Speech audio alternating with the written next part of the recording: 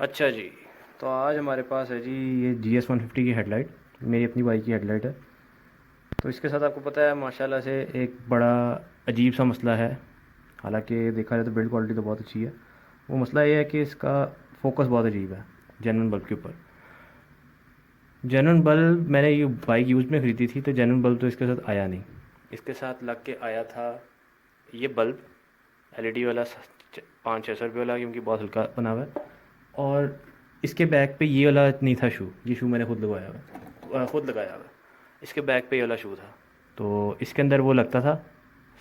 और वो फिर ये वाला जो था जैक, ये हेडलाइट के अंदर ऐसे फिट होता था। तो अब मैं आपको दिखाता हूँ कि मैंने किया क्या क्या कुछ हुआ इसके साथ।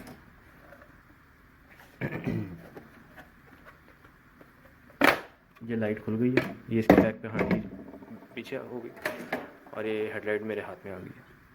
तो सबसे पहले जो मैंने इसके अंदर मॉडिफिकेशन की है वो ये है कि अगर हम इसमें करें ना इसके जेनरल ये वाला जो है शू फिट, तो ये आता है कुछ इस तरीके से। ये ऐसे मैं इसको अंदर लगा के दिखाता हूँ ताकि किसी को डाउट वगैरह ना रहे। तो देखिएगा ज़रा, ये इधर ऊपर से अपनी जगह पे ऊपर है। इसकी जो जेन्युइन जगह है ना इस क्लिप की, वो ये बनी हुई है, और दूसरी साइड की भी इस तरफ है। अगर हम कंपेयर करें ओरिजिनल एज जो 4 है, एज 4 जो सॉकेट है, उसको कंपेयर करें इस वाले के साथ, तो दोनों के, इन दोनों पतरियों के या इन दोनों जो हैं दांतों के दरमियान में जो है ना डिस्टेंस, इन इस वाले में एज 4 में थोड़ा है, उसमें बहुत ज़्यादा है। जिसकी वजह से आप भी देखें कि ये बल्ब का जो ये वाला होल्डर है, ये यहाँ पर नीचे की तरफ एंड को आए हुए हैं इसके दोनों टीथ। अब मैं आपको एज 4 लगा के दिखाता हूँ, आपको समझ आ जाएगी कि मैं कहना चाह क्या रहा हूँ। जबकि जब हम एज 4 इसके अंदर फिट करने की कोशिश करते हैं तो वो इसके अंदर इस वजह से फिट नहीं आता कि इसके अंदर बाय डिफ़ॉल्ट यहाँ पर जगह नहीं होती। यहाँ पर ये लोहे की इस तरह पतरी होती है, यहाँ तक। ये मैं आपको पॉइंट आउट करके दिखाता हूँ। ये यहाँ तक, इस जगह तक, ये जहाँ पर इसका दांत आ रहा है ना, इतनी सिर्फ जगह होती है उस हिस्से के बैठने के लिए। यहाँ पर इतनी लंबी पतरी लगी होती है और साथ में बैक पे प्लास्टिक की मोल्डिंग हुई होती है। तो सबसे पहली चीज़ तो मैंने यही की है कि ड्रेमल जो होता है टूल, जो पिन ग्राइंडर होता है छोटा, वो मैंने लिया, उसके आगे लगा के जो है ब्लेड, तो मैंने सबसे पहले इस पतरी को काटा है, इस प्लास्टिक के हिस्से को काटा है, ताकि एटलीस्ट जेनवन हेडलाइट के अंदर H4 जो सॉकेट का बल्ब है या H4 जो टाइप का बल्ब है वो फिट हो सके। अच्छा जी, फिट हो गया। मेरे पास ये तो फ़िलहाल ये स्क्रैप है ट्यूब, मतलब ये जो बल्ब है ये तो हेलोजन, ये स्क्रैप है, बिल्कुल फारिग है। ये कितने वाट का है जी? ये है जी 60-55। मेरे पास ओसरैम के ओरिजिनल 60-55 के बल्ब पड़े हुए थे गाड़ी के अंदर से उतरे होंडा सिटी में से, वो मैंने लेके इस पर फिट कर दिया। और मैंने कहा यार अपना वक्त गुजारो, क्योंकि जो ये वाला LED बल्ब था इसके अंदर फॉल्ट ये था कि लो के ऊपर येलो था, हाई पे था वाइट। तो इस पे तो मैंने वक्त नहीं ज़ाया किया कि मैं इसके मतलब पॉइंट्स वगैरह उल्टाऊँ, क्योंकि इसके अंदर थोड़ा बहुत कोई पोलैरिटी का इशू आ रहा था। बाइक की एक तार के अंदर ज़रा सा आ रहा था, मतलब करंट, ज़रा से वोल्टेज आ रहे थे, जिसकी वजह से इसका कलर स्विच नहीं था हो रहा। जैसे ही वो तार लगती थी मतलब ये गड़बड़ करने लग पड़ता था। तो इसको तो मैंने कर दी साइड पे। फिर पकड़ लिया मैंने ये वाला, इसको मैंने लगा के इसके अंदर मैंने कोई हफ्ता 1.5 हफ्ता चलाया, 2 हफ्ते चलाया। तो आप ये देख रहे होंगे कि एक तो गर्म होने की वजह से ये यहाँ से गोल हो गया। अब ये अल्लाह का फ़ज़ल है कि इसको पहले ही मैंने सारे मतलब देख लिया, क्योंकि मेरी तो नज़र में होती है एक एक चीज़। एक फॉल्ट यह है, अब इसके अंदर थोड़ा सा हैवी कह लें, ये 35-35 वाट का जेनवन इसके अंदर बल्ब आता है। तो ये है 55-60 वाट का, लो पे 55, हाई पे 60। तो ये लगाने के बाद एक तो ये फॉल्ट आया। दूसरा ये है कि आप लोगों को शायद नज़र आ रहा हो, यहाँ पर आके ना ये देखें लाइट लंबी हो रही है, जो ऊपर मैंने लाइट लगाई हुई है वो लंबी नज़र आ रही है। वजह ये कि यहाँ पर एक वट पड़ गया हुआ है गर्म हो के लो के ऊपर, क्योंकि लो के ऊपर जो मेन लाइट का होता है ना फोकस, मतलब कि लाइट आती किस जगह से, यहाँ से लेके यहाँ तक ऊपर वाला पूरा हिस्सा हिस्सा जो है इल्यूमिनेटेड होता है, नीचे वाली साइड पर लाइट नहीं आ रही होती। उसकी वजह ये है कि आप ये देख रहे होंगे इस बल्ब में ऊपर ही लगा हुआ है कप, ये देखिएगा इसमें लगा हुआ है कप। ये कप होता है टुवर्ड्स ऊपर, इस तरह लगा होता है इसके होल्डर में, जिसकी वजह से ऊपर की तरफ होता है। तो ये लाइट फेंकता है ऊपर की तरफ, ऊपर की तरफ फेंकता है ऐसे, जिसकी वजह से ये हाफ एरिया के अंदर से लाइट बाहर निकल रही होती है। जब आप फुल करते हैं तो ऊपर नीचे दोनों तरफ से निकल रही होती है, ऊपर नीचे दो, मतलब ऊपर नीचे सारा का सारे जो है ना हेडलाइट वो इल्यूमिनेटेड होती है। अच्छा जी, पहली बात तो ये हो गई जी कि इसने पीछे से ज़रा सा होल्डर को मेल्ट किया। दूसरा ये हो गया कि लेंस को इसने ज़रा सा ख़राब किया, या आपको शायद नज़र आ रही है एक डलक पड़ी हुई है इसके ऊपर। तो इसके बाद क्या हुआ जी कि गर्म होने लग पड़ी लाइट बहुत ज़्यादा। हालांकि बैटरी पे तो इस पर इससे इफेक्ट कोई नहीं था, 55-60 लगा लें या 100-90-100 का लगा लें, मसला तो कोई नहीं है। मैंने अपनी 70 के अंदर ये C6 थी मेरे पास, ये मैं स्क्रैप के अंदर उठा के लाया था 50 रुपये की, एक जान पहचान वालों से। तो ये तो ख़राब थी, मतलब काम नहीं सी कर रही। तो इसकी मैंने अवेल की जो है अंदर वाली ये इसके जो होते हैं एलईडीज़, ये आपको शायद नज़र आ रही है, ये एलईडीज़ वगैरह मैंने इसकी अवेल की, ये मेरे पास काफ़ी सारी पड़ी हुई हैं। मैंने इसको किया रिपेयर। तो ये रिपेयर करके मैंने इसको जब चला के देखा तो ये बेहतरीन चल पड़ी। मतलब इसका पंखा वगैरह ईच एंड एवरीथिंग पहले भी काम कर रही थी, लेकिन वो लाइटें मतलब बहुत माइनर सी ऑन हो रही थी, ब्लिंक कर रही थी, क्योंकि जाहिर सी बात है वो हीटअप होकर शॉर्ट हुई हुई थी, ख़राब हुई हुई थी। जेनवन इसके साथ ये आता है होल्डर, ये होल्डर इसके साथ जेनवन आया था, और ये लगता है कुछ इस तरह करके, इस तरह करके आता है ये, बिल्कुल ये लेवल इसके साथ आता है सीट के अंदर। अच्छा, ये वाला हिस्सा इसके साथ बिल्कुल सीध में आता है, मतलब ये इस तरह है, तो नीचे ये जो ऊपर वाला इसका है ना, नका कह लो या इसका दांत कह लो या टीथ कह लें, उसके साथ बिल्कुल सीधा आता है। तो अच्छा, ये थी ओरिजिनल C6, ये चाइना की कोई हल्की कॉपी नहीं थी। मैं आपको दिखाता हूँ गौर से। इसके यहाँ पर ऊपर इस तरह कप बना हुआ था, मैं आपको किसी और तरीके से समझा देता हूँ। मतलब सपोज़ करें कि ये है कटर है मेरे पास, पेपर कटर। इसके ऊपर यहाँ पर फ्रंट जो है ना, मतलब हाई वाला पॉइंट जो है, उसके ऊपर इस तरह कवर लगा हुआ था कि उसने लाइट को ऊपर की तरफ डायरेक्ट करना है, जैसे कि इसके अंदर ये कप लगा हुआ है अगले पॉइंट के ऊपर, कि जब अगले पॉइंट पे आए तो लाइट ऊपर की तरफ जाए। इसके दोनों तरफ ना यहाँ पर इस तरह कप सा एक बना हुआ था ऊपर की तरफ, जो नीचे से बंद था। यूँ समझ लें ऐसे करके कप था बिल्कुल छोटा सा, जिसको मैंने वही ड्रेमल के साथ काट के तो उड़ा दिया था। वजह उसकी उड़ाने की ये थी कि 70 के अंदर जब मैंने एलईडी लगाई थी आज से कोई 4-5 महीने पहले, तो उसके अंदर वो ऊपर वाले कट से काम जो था ना, एलईडी वो प्रॉपर वर्क नहीं थी करी, बल्कि सॉरी ये आएगा ऐसे, क्योंकि कट वो जो है वो हमेशा जो है वो कप लगा होता है ऊपर की तरफ। तो जब ऊपर की तरफ होगा तो नक्का भी ऊपर की तरफ होगा या दांत भी ऊपर की तरफ होगा। फिर ये हुआ क्या है जी कि जब भी मैंने नोटिस किया कि ये यहाँ पर आगे से मेल्ट हुई लाइट, पीछे से होल्डर भी मेल्ट हो रहा है, तो मैंने कहा यार और कुछ नहीं, 70 वाली जो उतार के ना अपनी पुरानी एलईडी, उसी को थोड़ा सा सेट वगैरह करके इसमें तो लगाने की कोशिश की जाए। तो एक तो चले मैंने काम ये किया हुआ था कि मैंने ज़रा सी ऑल्ट्रेशन करके ना इसके दो नके खुले कर लिए हुए थे, जिसकी वजह से ये बीच में होल्डर फिट आ गया, क्योंकि वैसे इससे फिट नहीं था ना। जो ये वाला होल्डर है, ये वाला जेनवन इसका, इसके ये जो नीचे वाले दो हैं होल्ड जो है नक्के, ये आते हैं ऊपर की तरफ। ऊपर आपको शायद जगह जगह खाली नज़र आ रही हो, ऊपर मतलब ऊपर का मतलब है कि ये जो ऊपर ये खाली जगह है ना, ये वाली, यहाँ पर आते हैं नक्के, लेकिन इसके नक्के आते हैं दोनों नीचे की तरफ। तो नीचे की तरफ थोड़ा सा इसको मुझे काट के तो खोलना पड़ा इस होल्डर को। ये तो चले मैंने पहले का किया हुआ था। अब दूसरा इसके अंदर मसला क्या आ रहा था, मैं आपको वो भी दिखाता हूँ, 1 मिनट खड़ा का तरीका ये होता है, इसको बाहर निकाल के इसको एलईडी में से इस तरह बाहर निकाल के आपने इसको अपनी पोजीशन पे रखना है, रख के आपने इसके ऊपर इसका क्लिप लगा देना है। क्लिप के साथ ही मैंने थोड़े से पंगे लिए हुए हैं, इसको थोड़ा सा मैंने टाइट किया है ताकि वाइब्रेशन वगैरह से कोई मसला ना है। अच्छा जी, ये मैंने बिठा दिया इसके अंदर।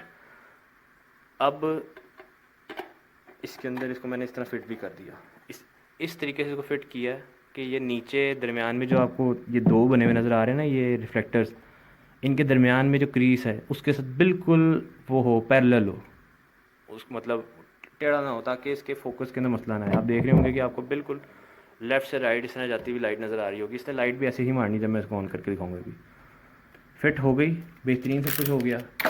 एंड पे जो फसाद डला, लानत डली इस पूरे काम में, वो ये थी जी कि जब इसको बंद किया जाता है तो ये बंद नहीं होती, क्योंकि बैक साइड पे एक तो दांत बना हुआ है।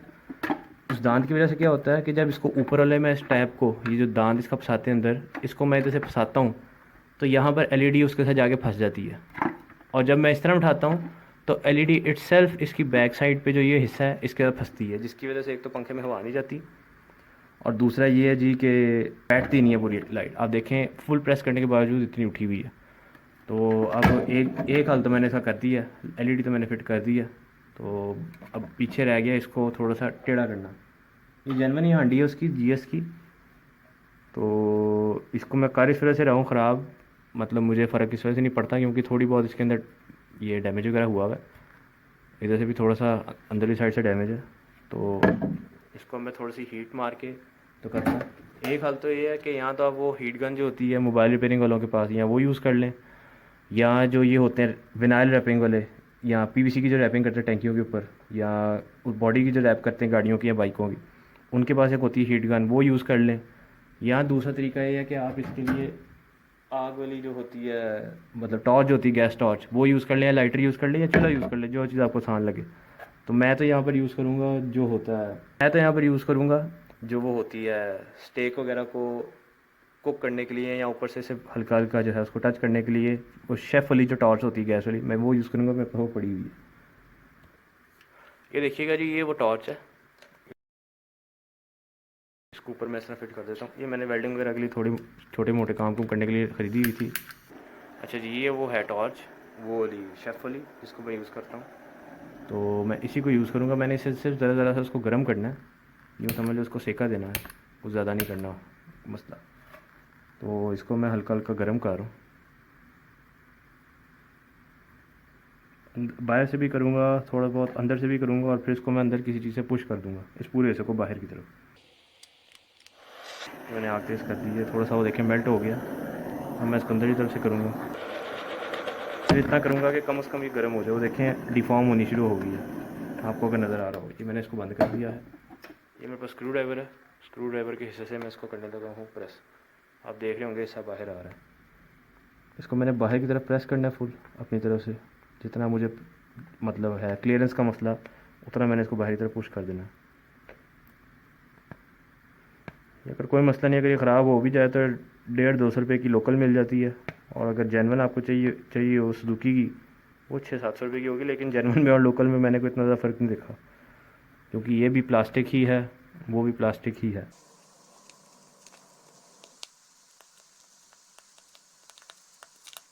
अच्छा, कभी गाड़ियों का बम्पर करवाया हो ना रिपेयर किसी बम्पर वाले से, तो आप देखते होंगे कि वो किसी चीज़ को थोड़ा सा वट देने के लिए या थोड़ा सा सीधा करने के लिए उसको सेक दे के, थोड़ी सी हीट दे के, तो गीला होता है कपड़ा उसके पास, वो जैसे ही उसको अपने हाथ से सीधा करता है गरम गरम हिस्से को, तो ऊपर कपड़ा फेर देता है। उसकी वजह से होता है कि वो अपनी जगह पे ठहर जाता है, क्योंकि वो हिस्सा ठंडा हो जाता है। मेरे पास अभी कपड़ा तो है नहीं, ये देखे ना, वैसे भी जैसे अपने नॉर्मल थोड़ा सा टेम्परेचर पे आया तो काम हमारा ख़त्म हो गया। थोड़ा सा गंदा लग रहा है, लेकिन यहाँ पर किसी की नज़र नहीं पड़नी और मेरा काम भी हो जाएगा। मैं मज़ीद इसको थोड़ा सा गर्म करता हूँ, थोड़ा सा मज़ीद गर्म करूँगा, ज़्यादा नहीं, कि ज़रा सा इसको और मैं निकाल सकूँ। गर्म करने पे ज़रा से वापस आएगा, क्योंकि जब नरम होगा तो वो अपनी शेप वापस करने की कोशिश करेगा एक्वायर।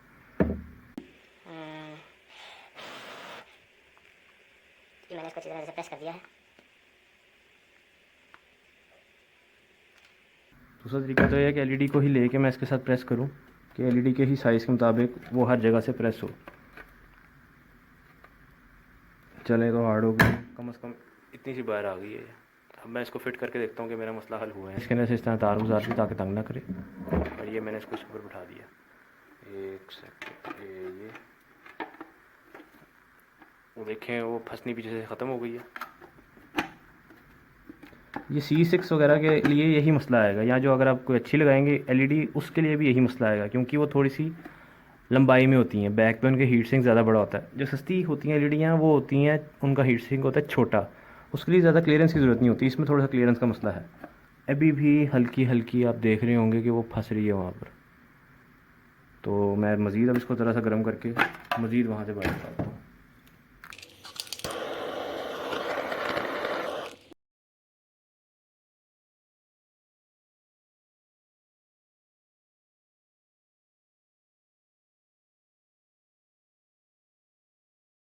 अब मैं दोबारा इसको फिट कर देखता हूँ जी। ये ऊपर वाला दांत, ऊपर वाले दांत कैसे बैठाएंगे, ये वाला जो दांत है यहाँ पे बैठेगा, ये बैठ गई। इसकी प्रॉपर जो निशानी है बैठने की, कि आपको पेज वाले हिस्से के आगे पेज नज़र आएगा।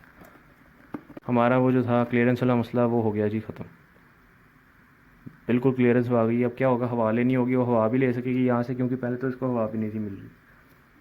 तो मज़ीद अब इस तरह की वीडियोज़ आती रहेंगी। कुछ लोग कहते हैं कि बाइक की हेडलाइट अंदर से काली होनी शुरू हो गई है, तो काली होने की मेन वजह या मॉइस्चर के अंदर या पानी की है। अगर पानी गया और वो अंदर से खुश्क नहीं हुआ, वो अंदर मिस्ट बनती रही है, उसकी वजह से भी ख़राब होता है। चीज़ ये है कि मेरा व्हाट्सएप का नंबर वो डिस्क्रिप्शन में होगा। अगर किसी ने कोई मज़ीद किसी किस्म की कोई इन्फॉर्मेशन लेनी हो तो वो ले सकता है। कुछ बाइक की कुछ मतलब मैनुअल्स वगैरह भी हैं मेरे पास, कोई सर्विस मैनुअल्स हैं, वर्कशॉप मैनुअल्स भी हैं। लेकिन अब इंशाल्लाह जो भी अगला काम होगा वो आप लोगों के साथ ज़रूर शेयर होगा। अल्लाह हाफ़िज़।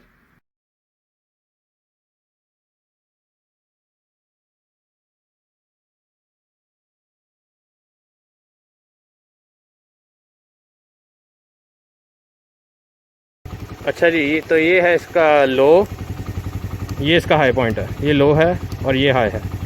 ठीक है, ओके। ये लो के ऊपर लंबी है और हाई के ऊपर गोल है, काफ़ी अच्छी है।